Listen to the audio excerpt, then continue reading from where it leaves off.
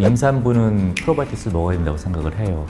엄마의 몸에 좋은 균이 많아야 아기들한테 좋은 균을 물려줄 수 있는데 요즘 현대인의 몸, 장에는 좋은 균이 이전 사람들에 비해서 많지가 않아요. 프로바이오틱스를 반드시 먹어야 되는 사람이 누구예요? 라고 물어보면은 엄마고 그리고 아기라고 저는 얘기를 합니다.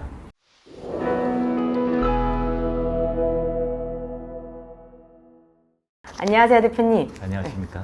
오늘 제가 주변에 30대 친구들이 궁금해하는 이야기들을 조금 가지고 왔어요. 출산, 육아 이런 거에 궁금한 친구들이 굉장히 많더라고요. 그 친구들이 제일 궁금해하는 것 중에 출산 준비할 때 유산균을 챙겨 먹어야 되는지 몰랐는데 꼭 챙겨 먹어야 되나? 챙겨 먹으면 안전한 게 맞는가에 대한 궁금증이 많더라고요.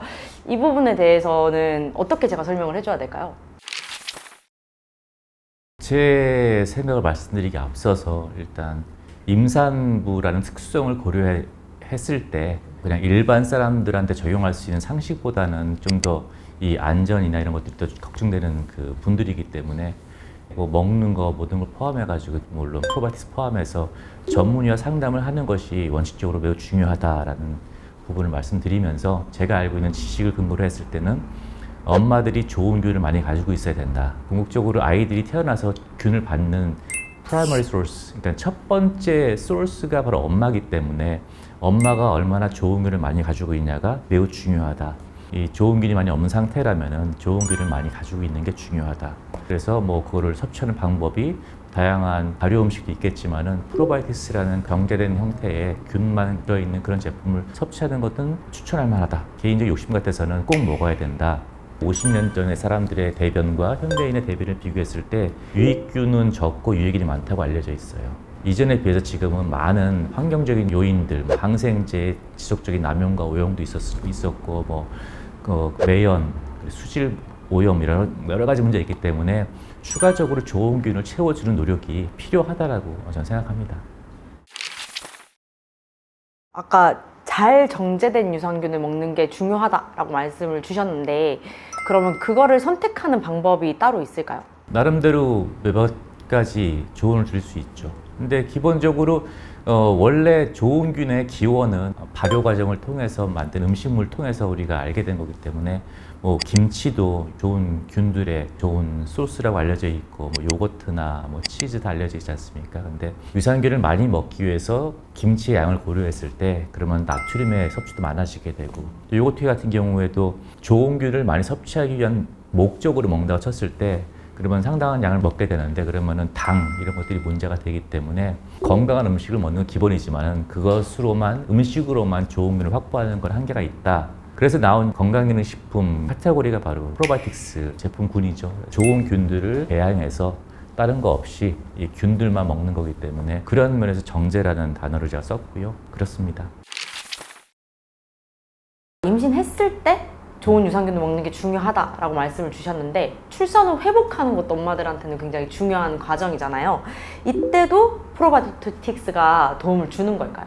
기본적으로 아기의 탄생을 준비한 엄마가 좋은 균을 갖고 있는 것과 더불어서 출산 과정을 통해서 엄마는 아기한테 좋은 자산, 세균을 물려주죠. 근데 거기서 끝나는 게 아니라 아기에게 모유수유할 경우에는 계속 엄마의 젖을 물고 있고 그리고 끝없는 스킨십을 통해서 계속적으로 아기는 엄마로부터 균들을 받기 때문에 엄마가 좋은 균을 계속 가지고 있는 건 중요하죠. 출산 후에도 당연히 프로바이오틱스를 섭취하는 것은 바람직한 선택이라고 생각하고 있고 모유 수유를 하는 엄마가 프로바이오틱스를 먹었을 때 아이들에게 좋은 균들이 많이 잘 전달된다 내지는 아기들의 장에 좋은 균들이 잘 쌓인다라는 그런 논문들도 있습니다. 저는 사실 출산하고 나서 애기 선물 많이 줬는데 프로바이오틱스를 선물하면 애기 엄마한테도 좋고 애기한테도 좋은 선물이 되겠네요. 그렇죠. 미국에서는 베이비 샤워라는 그런 문화가 꽤 있었는데 한국에서도 베이비 샤워를 한다고 들었어요. 저는 유산균을 좋아하고 유산균이 굉장히 우리한테 필요하다고 믿는 사람으로서 아기들한테 유산균 샤워를 해주는 것만큼 더 좋은 베이비 샤워는 없다라고 생각합니다. 그래서 주변에 아기를 갖는 엄마가 있다면 저는 꼭 그 유산균을 선물하죠. 모유수유 중인 어머니가 아까 섭취하는 유산균이 아이에게도 건강에 되게 좋은 도움을 준다고 말씀을 주셨는데, 그러면 제가 듣기로는 요즘에 그 산후조리원 준비물로도 갖고 간다고 얘기를 들었어요. 근데 액체형도 있다고 들었고 고체형도 있다고 들었거든요. 그러면 어떤 형태의 거를 준비해서 가는 게 좋은지, 또 어떤 형태의 것들을 어떻게 먹이는 건지 이런 것들 설명해 주시면은 준비하신 엄마들한테 크게 도움이 될 것 같거든요. 고체는 분말 형태를 말씀하시는 것 같고, 액체는 뭐 이렇게 오일 같은 데 들어있는 걸 말씀하시는 것 같아요. 프로바이오틱스의 특성상 생균이기 때문에 오랫동안 보존하기 위해서 동결 건조라는 과정을 통해서 분말 형태를 만듭니다. 즉 수분을 뺀 상태로, 하지만은 다시 수분을 주게 되면은 수분 흡수해서 다시 살아날 수 있는 가사 상태의 균을 만드는 건데요. 물이 있는 환경에서는 깨어나기 때문에 물에 보관하는 것은 바람직하지 않아요. 프로바이오틱스 제품이 주로 분말 형태로 존재하거나 아니면은 특히 베이비 같은 경우에는 오일 형태가 존재하는 걸 알고 있어요. 그래서 둘 다 뭐 좋은 제품이죠. 근데 저는 개인적으로 프로바이오틱스를 먹이는 목적 자체가 좋은 균을 전달하는 거기 때문에 프로바이오틱스만 주로 들어있는 것을 선호하는 사람입니다. 왜냐하면 다른 부영제가 특히 어떤 의미가 있는 게 아닌 다음에야 다른 걸 더한다는 것보다는 가장 필요한 상태로 주는 게 맞다고 생각하기 때문에 저는 개인적으로는 분말을 선호하고, 그리고 뭐 오일 형태도 물론 좋은 제품이라고 저는 생각하고 있습니다.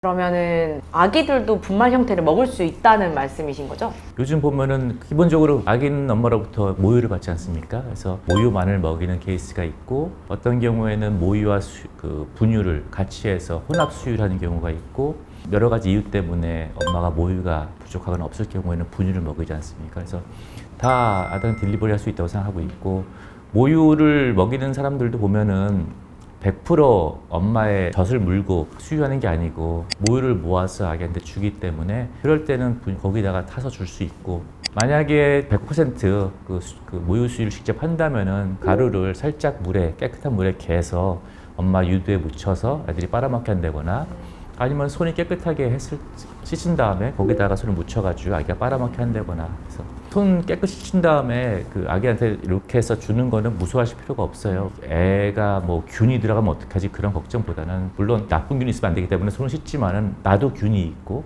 아기도 균이 있고 하기 때문에 일정 정도의 내 몸에 있는 상주균이 아기한테 전달되는 건 큰 문제 아니기 때문에, 대신 반드시 손을 깨끗이 씻어서 외부로부터 내 몸에 속하지 않은 균들이 묻어 있을 수 있으니까 씻은 다음에 그 다음에 개서 이렇게 먹이는 것도 가능하다라고 생각합니다.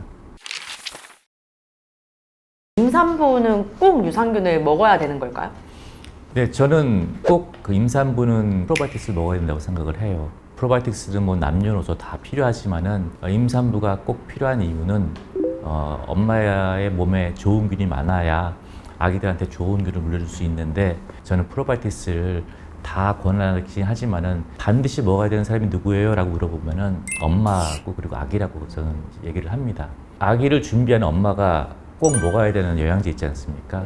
옛날부터 철분이 필요하다. 엄마가 또 다른 생명을 몸 안에서 키우는 거기 때문에 그만큼 더 많은 혈액이 필요하고, 그리고 산소가 전달되고, 그래서 철분이 꼭 필요하다는 걸 추가적으로 먹어야 한다는 것은 오랫동안 알려져 있어요. 요즘엔 또 비타민 D 먹기도 하고, 또 그리고 요즘에는 산부인과에서 엽산을 권합니다. 이제는 엽산이 철분 못지않게 너무 당연한 아기를 준비하는 엄마의 필수품이라고 여겨졌는데, 그것이 이렇게 일반적으로 모든 사람이 알게 된 건 얼마 안 돼요. 제가 그 학교 다닐 때만 하더라도 전반적인 분위기가 엽산은 굳이 안 먹어도 된다. 음식을 잘 먹어서 충분히 섭취하면 되는 거지 굳이 엽산 따로 챙겨 먹을 필요 없다라는 그런 생각도 있었는데, 이제는 의사 선생님들이 꼭 엽산을 처방해 주시잖아요. 그래서 철분 그리고 엽산이라면은 저는 조만간 저 개인뿐만 아니라 모든 사람들이 프로바이오틱스가 세 번째로 철분, 엽산, 프로바이오틱스 예비 엄마가 먹어야 되는 그런 분위기를 만들고 싶은 게 제 개인적인 소망이기도 하죠. 저는 깜짝 놀랐어요. 사실 엽산을 안 먹어도 되는 시절이 있었다는 것 자체가 놀랐는데, 그렇다면은 프로바이오틱스도 좀 더 경각심을 가져야 될 것 같아요. 그렇죠. 그렇죠. 과학자들이 점점 그 수수께끼를 풀고 있습니다. 왜 현대인들은 옛날에 비해서 면역 질환에 많이 걸릴까 다양한 원인을 찾는데, 물론 모든 질환은 원인이 다양합니다. 유전적인 부분이 있고 환경적인 부분이 있고, 환경적인 부분에 있어서 뭐 다양한 게 있지만 그 중에 하나가 내 장내 환경이고, 장내 환경을 결정하는 것이 장내 세균인데, 이런 장내 세균의 구성 문제 때문에 문제가 생긴다는 걸 많이 알려졌기 때문에 과학자들이 점점 더 시간이 갈수록 이 장내 세균의 중요성, 유익균의 중요성, 프로바이오틱스의 필요성, 이런 것들을 이제 밝히고 있는 그런 상황이죠.